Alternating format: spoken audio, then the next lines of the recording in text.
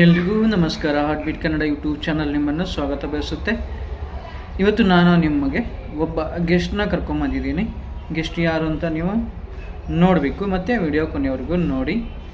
ನನ್ನ ಒಂದು ಚಾನಲ್ನ ಉದ್ದೇಶ ಸಾಮಾಜಿಕ ಒಳಿತಿಗಾಗಿ ಮತ್ತು ಆರೋಗ್ಯವಂತ ಸಮಾಜಕ್ಕಾಗಿ ನಾನು ಸ್ಪೆಷಲಿ ಹಾರ್ಟ್ ವಿಷಯವಾಗಿ ವಿಡಿಯೋಗಳನ್ನು ಮಾಡ್ತಿರ್ತೀನಿ. ಹಾರ್ಟ್ ಪ್ರಾಬ್ಲಮ್ ಬಗ್ಗೆ, ಹಾರ್ಟ್ಗೆ ಏನಾದರೂ ಹಾರ್ಟ್ ಅಟ್ಯಾಕ್ ಆದರೆ ಯಾವುದರ ಲಕ್ಷಣಗಳಿರ್ತವೆ ಇತ್ಯಾದಿ ವಿಡಿಯೋ ಮಾಡ್ತಿರ್ತೀನಿ. ಇವತ್ತು ಕೂಡ ಅದೇ ಥರನಾಗಿ ವಿಡಿಯೋ ಇರುತ್ತೆ. ಕೊನೆವರೆಗೂ ವಿಡಿಯೋ ನೋಡಿ. ನಾನು ನಿಮಗೆ ಅತಿಥಿನ ಪರಿಚಯ ಮಾಡಿಕೊಡ್ತೀನಿ.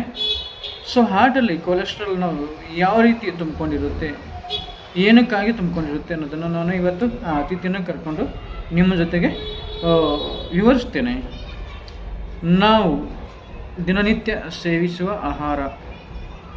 ಆಹಾರ ಪದ್ಧತಿ ಮತ್ತು ನಮ್ಮ ವಂಶ ಪರಂಪರೆಯಾಗಿ ತೂಕ ಜಾಸ್ತಿ ಇದ್ದರೆ ನಮಗೆ, ಮತ್ತು ನಾವು ದಿನಾಲೂ ಸಿಕ್ಕಾಪಟ್ಟೆ ಸ್ಟ್ರೆಸ್ಸಲ್ಲಿ ಬದುಕ್ತೀವಿ ಅಂದರೆ, ಬಿ ಪಿ ಕಂಟ್ರೋಲ್ ಮಾಡಲ್ಲ ಅಂದರೆ, ಡೈಲಿ ಸ್ಮೋಕ್ ಮಾಡ್ತೀವಿ ಅಂದರೆ, ಮತ್ತು ಬೀದಿ ಬದಿ ತಿಂಡಿಗಳು, ಮಸಾಲ ಪದಾರ್ಥ, ಎಣ್ಣೆಯಲ್ಲಿ ಕರಿದ ತಿಂಡಿಗಳು, ಎಣ್ಣೆಯಲ್ಲಿ ಅಂದರೆ ಇವತ್ತು ಎಕ್ಸಾಂಪಲ್ ಬಜ್ಜಿ ಮಾಡ್ತಾರೆ, ಬೋಂಡ ಮಾಡ್ತಾರೆ, ಇತ್ಯಾದಿ ಕರಿದ ತಿಂಡಿಗಳು ಮಾಡ್ತಾರೆ.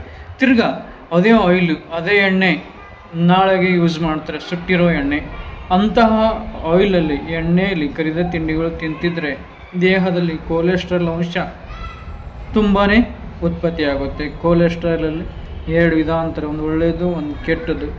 ಒಳ್ಳೆಯದಕ್ಕೆ ನಾವು ಬಾ ಅಂದರೂ ಬರಲ್ಲ, ಆದರೆ ಕೆಟ್ಟದ್ದು ಬರಬೇಡ ಅಂದರೂ ಬರುತ್ತೆ. ಹಾಗಾಗಿ ನಮ್ಮ ದೇಹದಲ್ಲಿ ಕೆಟ್ಟ ಕೊಲೆಸ್ಟ್ರಾಲ್ ಅಂಶ ಜಾಸ್ತಿನೇ ಉತ್ಪತ್ತಿ ಆಗುತ್ತೆ. ಯಾಕಂದರೆ ನಾವು ಈ ಥರ ಎಲ್ಲ ಆಹಾರ ಸೇವನೆ ಮಾಡೋದ್ರಿಂದ. ಅತಿಥಿ ಅಂತ ಹೇಳಿದ್ನಲ್ಲ, ಆ ಅತಿಥಿನ ಕರೆದುಬಿಟ್ಟಿನೇ ನಾನು ನಿಮಗೆ ಒಂದು ಹಾರ್ಟಲ್ಲಿ ಯಾವ ರೀತಿ ಕೊಲೆಸ್ಟ್ರಾಲ್ ತುಂಬ್ಕೊಂಡಿರುತ್ತೆ ಅನ್ನೋದನ್ನು ಎಕ್ಸ್ಪ್ಲೇನ್ ಮಾಡ್ತಾ ಹೋಗ್ತೇನೆ. ನೋಡ್ತೀರಾ ಅತಿಥಿನ? ನೋಡಿ, ನಿಮಗಾಗಿ ಬಂದಿರುವಂಥ ಹಾರ್ಟ್. ಈ ಹಾರ್ಟಲ್ಲಿ ಕೊಲೆಸ್ಟ್ರಾಲ್ ಅಂಶ ಎಲ್ಲೆಲ್ಲಿ ತುಂಬಿಕೊಂಡಿರುತ್ತೆ ಮತ್ತು ಅದರಿಂದ ಏನೆಲ್ಲ ಪರಿಣಾಮ ಆಗುತ್ತೆ. ಈ ಕೆಂಪಿಗೆ ಇರೋದೆಲ್ಲ ಬ್ಲಡ್, ಇದು ರಕ್ತ ಕಣಗಳು, ಬ್ಲಡ್ಡು, ಸರಿನಾ? ಇದು ಹಾರ್ಟ್ ಪೂರ್ತಿ. ಈ ಹಾರ್ಟಲ್ಲಿ ಇದೆಲ್ಲ ನರಗಳು, ಹಾರ್ಟಲ್ಲಿರೋ ಈ ನರಗಳಲ್ಲಿ ಕರೆಕ್ಟಾಗಿ ರಕ್ತ ಓಡಾಡ್ತಿದ್ರೆ ನಮ್ಮ ಹಾರ್ಟು ಆರೋಗ್ಯವಾಗಿರುತ್ತೆ. ಈ ಹಾರ್ಟಲ್ಲಿ ಕರೆಕ್ಟಾಗಿ ರಕ್ತ ಓಡಾಡಿಲ್ಲ ಅಂದರೆ, ಬ್ಲಾಕೇಜ್ ಎಲ್ಲ ಬಂದರೆ ಹಾರ್ಟ್ ಅಟ್ಯಾಕ್ ಆಗೋ ಚಾನ್ಸಸ್ ಜಾಸ್ತಿ ಇರುತ್ತೆ. ಈಗ ಈ ಹಾರ್ಟಲ್ಲಿ ಕೊಲೆಸ್ಟ್ರಾಲ್ ಅಂಶ ಎಲ್ಲಿ ತುಂಬಿಕೊಂಡಿದೆ ಅಂತ ನೀವು ನೋಡೋದಾದರೆ, ನೋಡಿ, ಇದೆಲ್ಲ ಕೊಲೆಸ್ಟ್ರಾಲ್ ಅಂಶ. ಇಲ್ಲಿ ಕೊಲೆಸ್ಟ್ರಾಲ್ ಅಂಶ ಇದೆ, ಇದು ಕೊಲೆಸ್ಟ್ರಾಲ್ ಇಲ್ಲಿದೆ, ಕೊಲೆಸ್ಟ್ರಾಲ್ ಅಂಶ ಇಲ್ಲಿದೆ, ಇದೆಲ್ಲ ಕೊಲೆಸ್ಟ್ರಾಲ್ ಅಂಶ ಇದೆ. ಇದು ಯಾಕೆ ಉತ್ಪತ್ತಿ ಆಗುತ್ತೆ ಅನ್ನೋದಾದರೆ, ನಾನು ನಿಮಗೆ ಆಗಲೇ ಹೇಳಿದೆ, ಕರಿದ ತಿಂಡಿಗಳು, ಎಣ್ಣೆಯಲ್ಲಿ ಕರಿದ ತಿಂಡಿಗಳು, ಅದು ಸುಟ್ಟಿರೋ ಎಣ್ಣೆ, 4-5 ದಿವಸ ಅದೇ ಎಣ್ಣೆಯಲ್ಲಿ ಮಾಡ್ತಿರ್ತಾರೆ, ಬಜ್ಜಿ ಬೋಂಡ ಅವೆಲ್ಲ.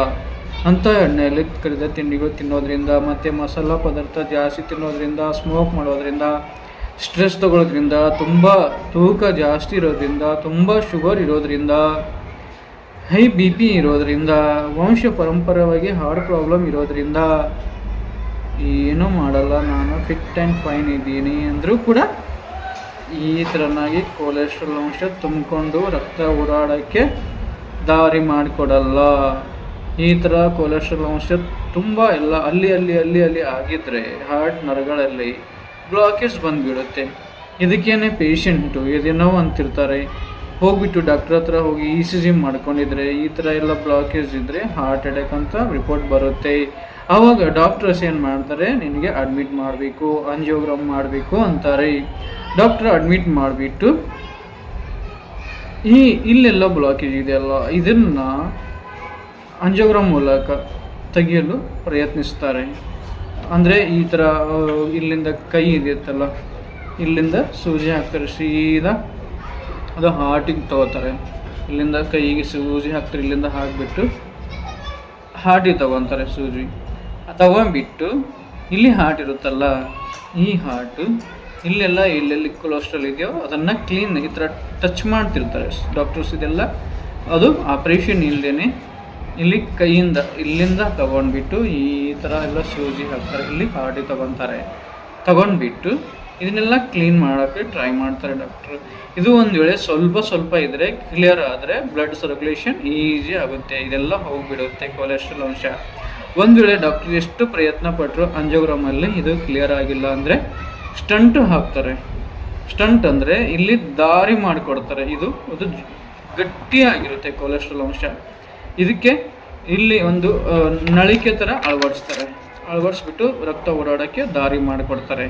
ಆವಾಗ ಪೇಷಂಟು ಆರಾಮಾಗಿ ಬದುಕ್ಬೋದು. ಇಲ್ಲ ಸ್ಟಂಟಿಗೂ ಆಗೋದಿಲ್ಲ ಅಂದರೆ ತುಂಬ ಬ್ಲಾಕೇಜ್ ಇದೆ, ಎಲ್ಲ ತುಂಬ ಬ್ಲಾಕೇಜ್ 80% 90% ಎಲ್ಲ ಬ್ಲಾಕೇಜ್ ಇದೆ ಅಂದರೆ ಡಾಕ್ಟರ್ಸ್ ಏನು ಮಾಡ್ತಾರೆ, ಓಪನ್ ಹಾರ್ಟ್ ಸರ್ಜರಿ ಮಾಡ್ತಾರೆ.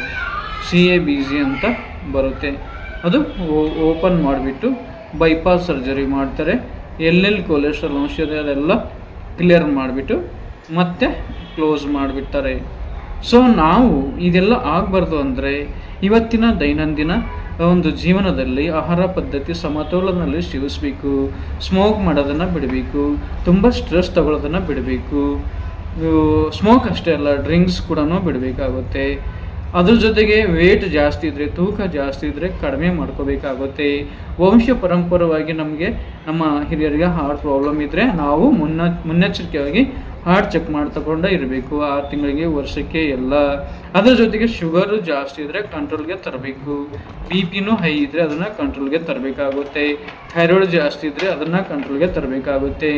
ಇಲ್ಲಿ ಎಲ್ಲ ಕೊಲೆಸ್ಟ್ರಾಲ್ ಅಂಶ ಬೆಳೆಯದೇ ಇರೋ ಥರ ನೋಡ್ಕೋಬೇಕು. ಇದು ಬ್ಲಡ್ ಚೆಕ್ ಮಾಡಿದರೆ ಗೊತ್ತಾಗುತ್ತೆ ನಮ್ಮ ದೇಹದಲ್ಲಿ ಕೊಲೆಸ್ಟ್ರಾಲ್ ಅಂಶ ಎಷ್ಟಿದೆ ಅಂತ ಹೇಳ್ಬಿಟ್ಟು.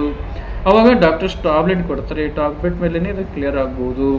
ಟ್ಯಾಬ್ಲೆಟ್ ಮೇಲೆ ಕ್ಲಿಯರ್ ಆಗಿಲ್ಲ ಅಂದರೆ ಹಾಗೆಯೇ ಎದೆನೋವು ಕಂಟಿನ್ಯೂ ಆದರೆ ECG ಮಾಡೋದ್ರಿಂದ ಗೊತ್ತಾಗುತ್ತೆ. ಇಲ್ಲೆಲ್ಲ ಬ್ಲಾಕೇಜ್ ಇದ್ದರೆ ನಾನು ಹೇಳಿದ್ನಲ್ಲ, ಅಂಜಿಯೋಗ್ರಾಮ್ ಮಾಡಿಬಿಟ್ಟು ಕ್ಲಿಯರ್ ಮಾಡ್ತಾರೆ. ಅದು ಆಗಿಲ್ಲ ಅಂದರೆ ಸ್ಟಂಟ್ ಹಾಕ್ತಾರೆ. ಸ್ಟಂಟಿಗೆ ಆಗಿಲ್ಲ ಅಂದರೆ ಓಪನ್ ಹಾರ್ಟ್ ಸರ್ಜರಿ ಮಾಡ್ತಾರೆ.